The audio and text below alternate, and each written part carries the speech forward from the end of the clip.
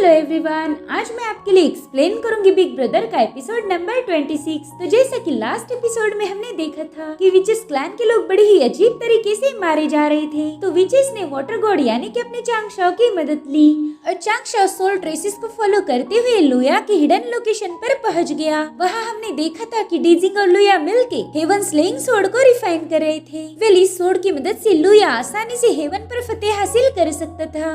अब आगे तो हम देखते कि चांगशाओ टाइजी डायग्राम की मदद से लुया की उस लोकेशन को चेक कर रहा था। वो समझ गया था कि लुया ने वहाँ पर ढेर सारे मैजिकल क्रिस्टल जमा किए हैं, साथ ही कई सारे गार्ड्स उस जगह को प्रोटेक्ट कर रहे थे। तो अब चांगशाओ कह रहा था कि मुझे सच्चाई का पता लगाने के लिए फॉर्मेशन में जाना ही होगा। जरूर से लुया कुछ बड़ा प्लान कर रहा है, जिसके बाद वो अपने पेपरमैन वाले फॉर्म में आकर सीधा उस फॉर्मेशन में कूद जाता है। वहाँ पर लुया का जनरल अपने सिपाहियों को बता रहा था कि अभी मुझे प्रिंस लुया का पैगाम मिला। वो कह रहे थे कि ग्रेट फॉर्मेशन में कोई तो घुस चुका है, इसलिए तुम सबको चौकन्ना रहना पड़ेगा। इधर चांगशाओ का पेपरमैन दूर से ही उनके मजे ले रहा था। उसे पूरा यकीन था कि उसे कोई पकड़ नहीं पाएगा। और अब चांगशाओ अपनी पॉइजन की बोतल लेके तैयार हो जाता है। वो एक सिपाही के कंधे पर सवार हो गया था। वो कहते बस एक सेकेंड हाँ, और फिर वो सीधा उसके मुँह पर पॉइजन फेंक के मारता है, जिससे वो बंदा बेहोश होके नीचे गिर गया। मगर चांगशाओ के पेपरमैन उसे संभाल लेते हैं और अब चांगशाओ खुद ही उस बंदे का रूप लेके इन लोगों में शामिल हो गया। इधर चांगशाओ का पेपरमैन उस पूरे इलाके को चेक कर रहा था। वो देखता है कि लुया ने अपनी एक विशाल आर्मी तैयार की है, यानी कि वो जंग के लिए फुल टू रेडी था। इधर डीजांग लुया को बताता है कि वाटर गॉड यहाँ पर आ चुका है। लुया ये सुनकर थोड़ा सा चौंक गया, क्योंकि वो कंफ्यूज था कि आखिर डीजांग को इस बारे में कैसे पता चला। तो अब डीजांग उसे अपने स्पिरिचुअल बीज डीटिंग के बारे में बताने लगता है। वो कह रहा था कि इसके पास एक स्पेशल एबिलिटी है, वो किसी के भी थॉट्स को पढ़ सकता है। इनफैक्ट वो आपके थॉट्स को भी पढ़ सकता है। और ये सुनकर लुया उस पे गुस्सा हो गया। लुया सोचता है कि मैंने तो बहुत ही स्ट्रॉन्ग फॉर्मेशन सेटअप किया है, मुझे नहीं लगता कि वाटर गॉड यहाँ पर आ पाएगा। तो फिर डीजांग इतनी गारंटी से कैसे बता सकता है, क्योंकि ये तो मेरे ही साथ था। और अब लुया को डीजांग पर ही शक होने लगता है। वो कह रहा था कि कहीं तुम जीफांग के साथ मिलकर मेरे साथ कोई गेम तो नहीं खेल रहे, और साथ ही तुम इस जानवर की मदद से न जाने कब से ही मुझ पर नजर रख रहे थे, तुमने मेरी जासूसी की है। अब लुया तो उस पर बहुत ज्यादा भड़का हुआ था। वो दिल में ही कहता है कि अगर मैं इस मुश्किल कंडीशन में फंसा नहीं होता तो अभी के अभी उस बीस्ट को खत्म कर देता। उसकी ये बात डीटिंग ने भी सुन ली थी, इसलिए वो तुरंत ही डीजांग के पीछे जाके छुप जाता है। वो लुया से बहुत ज्यादा डर गया था, इसलिए डीजांग उसे शांत करने लगता है। वो लुया को बता रहा था कि हम लिंगशान माउंटेन की सेफ्टी के लिए सभी लोगों पर नजर रखते हैं, ताकि कोई हमारे खिलाफ प्लानिंग ना कर पाए। और जब मैंने आपके अंडरग्राउंड पैलेस पर नजर रखी तब मुझे पता चला कि आपको मेरी मदद की जरूरत है, इसलिए तो मैं यहाँ चला आया। आपके अंडरग्राउंड पैलेस को प्रोटेक्ट करने के लिए एक परफेक्ट मैच है, और अगर फिर भी आपको इस पे भरोसा नहीं है तो फिर आपको मुसीबतें हो सकती है। ये सुनकर लुया उस पर और ज्यादा भड़क गया। इधर डीटिंग को कुछ आवाजें आ रही थी। वो कहते मास्टर अल्टर के पास वाटर गॉड आ चुका है, इसीलिए लुया भी अल्टर की तरफ रवाना हो जाता है। इधर चांगशाओ लुया की आर्मी के साथ मजे से घूम रहा था, साथ ही उसने अपने कई सारे पेपरमैन भी वहाँ पर तैनात कर दिए। और फाइनली चांगशाओ उस फॉर्मेशन के पास आ गया जहाँ पर उस सोर्ड को फोर्ज किया जा रहा था। वो कह रहा था अच्छा तो इसीलिए लुया विचेस को मार रहा था, ताकि उनकी सोल का यूज करके वो इस खतरनाक सोर्ड को रिफाइन कर पाए। मेरे ख्याल से इसी सोर्ड का यूज करके वो हेवन को हराने की फिराक में है, लेकिन क्या वाकई हेवन को हराने के लिए बस एक तलवार काफी होगी? अब चांगशाओ ये सब सोच ही रहा था कि तभी लुया वहाँ पर आ जाता है। उसने आते ही चांगशाओ पर हेवी प्रेशर डालना शुरू कर दिया। चांगशाओ समझ नहीं पाया कि लुया ने आखिर उसे पहचान कैसे लिया। अब चांगशाओ की ऐसी हालत देखकर उसके पेपरमैन डर से कांपने लगते हैं, और डीटिंग ने उन्हें भी पहचान लिया। तो अब डीजांग लोकेशन बताने लगता है और लुया उन पर हमला कर रहा था। मगर चांगशाओ के पेपरमैन भी बहुत ज्यादा चालाक है, वो जैसे तैसे लुया के अटैक से बच जाते हैं। इधर एक पेपरमैन धीरे धीरे पीछे हट रहा था, और तभी वो पीछे मुड़ के देखता है। वहाँ पर लुया के सिपाही उसे पकड़ने के लिए तैयार थे। तो बेचारा वो पेपरमैन अपनी जान बचाकर भागने लगता है, मगर ये अकेली जान इतने सारे गुंडों से कैसे बचेगी, इसलिए फाइनली वो पकड़ा जाता है। इधर डीटिंग अभी भी चुप नहीं बैठा था। वो चांगशाओ के सभी पेपरमैन के हाथ धो के पीछे पड़ गया। और अब चांगशाओ को भी ये बात समझ नहीं आ रही थी। वो सोचता है कि लुया कितना भी पावरफुल क्यों न रहे, वो मेरे पेपरमैन को ट्रेस नहीं कर सकता, तो फिर ये ट्रेसिंग का काम कौन कर रहा होगा? मेरे ख्याल से डीजांग का पालतू कुत्ता है, वही मेरे पेपरमैन की वाट लगा रहा। और मेरे ख्याल से पालतू कुत्ता और उसका मालिक जीफांग टाओइज्म के लिए काम करते हैं। और अब ये जानने के बाद चांग शाओ के पसीने छूट गए। वो समझ गया था कि ये पालतू कुत्ता उसके थॉट्स को पढ़ सकता है, इसलिए वो अपने थॉट्स को कंट्रोल करने की कोशिश कर रहा था। मगर ऐसा हो सकता है क्या? कोई अपने थॉट्स को कंट्रोल नहीं कर सकता। तो अब चांग शाओ सीधा टूशिता पैलेस की तरफ दौड़ लगाता है। उसे पता था कि बस महान सेंट जुयान ही उसकी मदद कर सकते हैं। उसने महान सेंट जुयान को जाकर सारी हकीकत बता दी। तो महान सेंट जुयान टाइची डायग्राम के जरिए उसे बताते हैं कि डीजांग जीफांग टाओइज्म के जीन सेंट का खास डिसाइपल है। वो कई सालों से दुनिया के चक्कर लगा रहा था और अभी अभी अपनी जर्नी कंप्लीट करके वापस आया है। उसके पास एक खास स्पिरिचुअल बीस्ट है जिसे डीटिंग के नाम से जाना जाता है। ये डीटिंग किसी के भी थॉट्स को पढ़ सकता है। उससे तो जंगली जानवर भी बच नहीं सकते। वो उनके कन्वर्सेशन को भी समझ सकता है। तो अब चांग शाओ तुरंत ही अपनी प्लानिंग बनाना स्टार्ट कर देता है। उसका टारगेट था डीटिंग को उल्लू बनाना। डीटिंग के पास बहुत ही पावरफुल एबिलिटी है जिसका कोई तोड़ नहीं, और इसी वजह से तो मैं पूरी तरीके से एक्सपोज हो गया। तो चांग शाओ महान सेंट जुयान से पूछता है कि आखिर डीटिंग को ये डिवाइन पावर कहाँ से मिलती है, जिस पर महान सेंट जुयान बताते हैं कि डीटिंग के माथे पर एक सिंग लगा है और यही उसकी डिवाइन पावर की चाबी है। चांग शाओ सोच रहा था कि शायद डीटिंग का सिंग एक सिग्नल ट्रांसमीटर जैसा काम करता है। अब उसे कुछ भी करके उसकी वेव से बचना होगा। तो वो अपने बटुए में से कई सारे नुस्खे चेक करने लगता है और तभी उसे एक किताब मिल गई। उसे पढ़ते ही चांग शाओ को समझ आ गया था कि अब वो डीटिंग से डील कैसे कर पाएगा। अगर चांग शाओ का ये प्लान सक्सेसफुल रहा तो डीटिंग अपने पाँव चाटते रहेगा और चांग शाओ अपना काम पूरा कर देगा। वो अब महान सेंट जुयान से कह रहा था कि मैं एक मैजिकल वेपन बना सकता हूँ जिसकी मदद से हम डीटिंग को आराम से उल्लू बना सकते हैं, लेकिन मैं वो वेपन डूशियान क्लैन में रिफाइन नहीं कर सकता। ये हमारे लिए सेफ नहीं होगा। तो जुयान कहते चांग शाओ मैं अच्छे से जानता हूँ कि तुम्हें टूशिता पैलेस में रिफाइनिंग करनी है। ये सुनकर चांग शाओ शर्मा रहा था क्योंकि उसकी दिल की बात को जुयान ने पहचान लिया। वो कह रही थी फिक्र मत करो, पहले सेंट टाइचिंग ने मुझे बता के रखा था कि अगर चांग शाओ को जरूरत है तो वो हमारी पर्पल गोल्ड 8 डायग्राम फोनेस को यूज कर सकता है। गाइस ये फोनेस बहुत ही ज्यादा स्पेशल है क्योंकि आज तक इसे बस सेंट टाइचिंग ने ही यूज किया था और इसी बात से चांग शाओ की खुशी का कोई ठिकाना नहीं था। वो कह रहा था कि इसी फर्नेस में सेंट टाइचिंग ने होली सोर्ड को रिफाइन किया था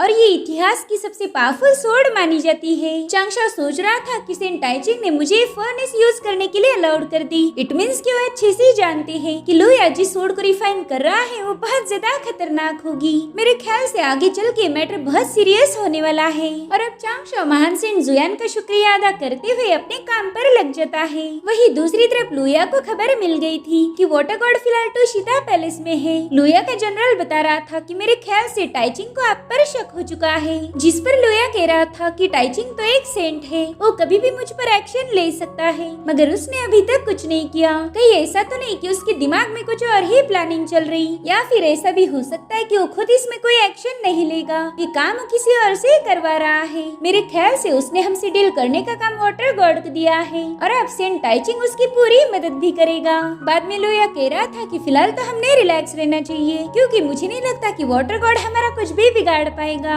इधर चांग शाओ सोचता है कि अगर मैं स्टार प्रोटेक्टिंग शील्ड को बना लूं तो वो डीटिंग के साउंड वेव को ब्लॉक कर देगी। इसलिए अब चांग शाओ अपने पेपरमैन के जरिए मैजिकल वेपन यानी कि स्टार प्रोटेक्टिंग शील्ड को बनाना शुरू कर देता है। और तभी उसे लिन शाओ की आवाज आई। वो चांग शाओ को मदद के लिए बुला रही थी। चांग शाओ देखता है कि उसकी डिसाइपल शाओलिंग अचानक से बेहोश हो गई और उसकी सोल भी धीरे धीरे डिसॉल्व हो रही थी। चांग शाओ कह रहा था कि ये तो बिल्कुल विचेस जैसा मामला हो गया। इसी तरह से कई सारी विचेस मारी गई थी, इसलिए चांग शाओ तुरंत जियांग विलेज में पहुंच गया। ये शाओलिंग का ही गांव था। वो देखता है कि वहाँ पे भी कई सारे लोग कमजोर होके गिरने लगे हैं और सेम टू सेम विचेस जैसी इनकी सोल भी गायब हो रही थी। उनके सारे सोल रिमेन्स वहाँ से फ्लोट करने लगते हैं और तभी चांग शाओ को याद आता है कि शाओलिंग के अंदर विचेस का ओरिजिन है, यानी कि ये लोग विचेस का ही एक फॉर्म है और इसी वजह से लुया ने इन्हें टारगेट बनाया। तो अब चांग शाओ को कुछ भी करके लुया को रोकना जरूरी था, इसलिए वो जल्दी से अपने मैजिक वेपन पर काम करना शुरू कर देता है। साथ ही उसे ये भी पता था कि डीजांग ने अल्टर के प्रोटेक्शन को और ज्यादा स्ट्रेंथन किया होगा ताकि चांग शाओ वहाँ पर घुस न पाए। लेकिन अगर ऐसा ही चलता रहा तो पूरा जियांग क्लैन बर्बाद हो जाएगा, विचेस का नामो निशान इस दुनिया से मिट जाएगा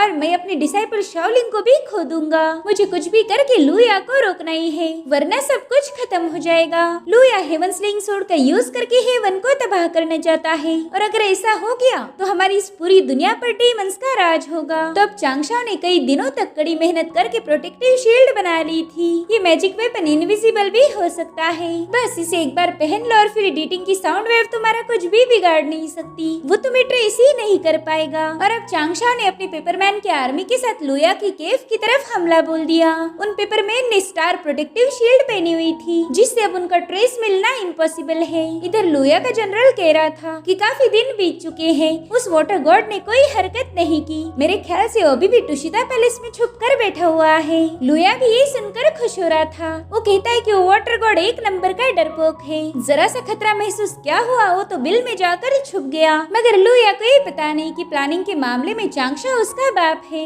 इधर चांगशाओ एक मैप के जरिए लुया के अंडरग्राउंड पैलेस की सारी लोकेशन को चेक कर रहा था। उसे अच्छे से पता है कि अब डीजांग और लुया अलग अलग लोकेशन पर मौजूद होंगे, ताकि वो दोनों साइड से अंडरग्राउंड पैलेस को प्रोटेक्ट कर पाए। मेरे ख्याल से लुया अपनी सोर्ड के पास तैनात होगा और वहीं पर डीजांग जियांग क्लैन वालों की सोल ट्रेसेस को कलेक्ट कर रहा होगा। इधर शाओलिंग की तबीयत दिन ब दिन खराब हो रही थी। चांगशाओ सोचता है कि अगर मैं लुया को रोकने भी गया तो भी ये प्लान फेल हो जाएगा, क्योंकि उस अल्टर के पास लुया खुद ही पहरा दे रहा है। इधर डीटिंग अपनी साउंड वेव का यूज करते हुए वाटर गॉड के थॉट्स को पढ़ने की कोशिश कर रहा था। चांगशाओ के पास स्टार शील्ड तो थी, मगर वो जानबूझ के उसे नहीं पहनता।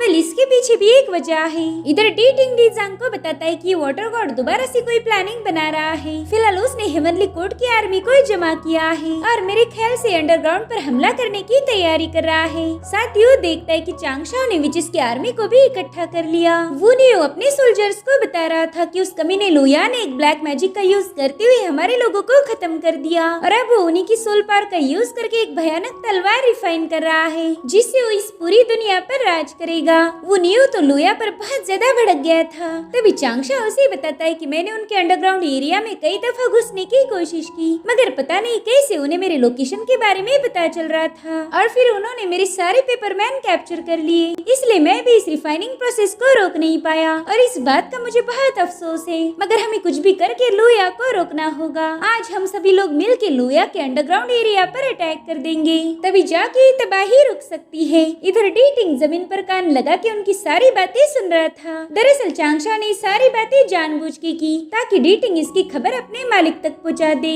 चांगशाओ का रियल प्लान तो कुछ और ही था। तभी वो उससे कहता है कि वाटर गॉड आप फिक्र ना करें, भले ही हमारे पास अब ज्यादा सोल्जर नहीं बचे, मगर जितने भी सिपाही यहाँ मौजूद हैं ये बहादुर और शक्तिशाली है। इन्होंने हजारों सालों से जंग में हिस्सा लिया है, इनकी ताकत की कोई लिमिट नहीं। तब हम भी लुया के खिलाफ जंग के लिए तैयार हैं। यानजी और उसकी फीमेल फॉर्म से प्यार करने वाला बंदा भी जंग में शामिल हो गया। चांगशाओ कह रहा था कि अब हम चारों दिशाओं से लुया पर हमला कर उसकी सोड के साथ साथ उसे भी खत्म कर देंगे। इन सब की बातें सुन के तो डीटिंग को चक्कर ही आने लगती है। वो तुरंत ही अपने मालिक को इसकी खबर देने पहुंच गया। इधर लुया ने भी जंग की पूरी तैयारी कर ली थी। अल्टर के चारों ओर से उसके सिपाही तैनात थे ताकि चांगशाओ की आर्मी से ये लोग अपनी सोड को प्रोटेक्ट कर पाए। तभी लुया का जनरल गुस्सा होते हुए कह रहा था कि इस बार तो कमीना वाटर गॉड अपनी पूरी ताकत का यूज करने वाला है। कहीं ऐसा ना हो कि हमारी डीमन आर्मी कम पड़ जाए, क्योंकि हमें कोई आइडिया नहीं कि वो बंदा अपनी कितनी आर्मी लेके आएगा। जिस पर लुया हंसते हुए कह रहा था कि तुम फिक्र नहीं करो,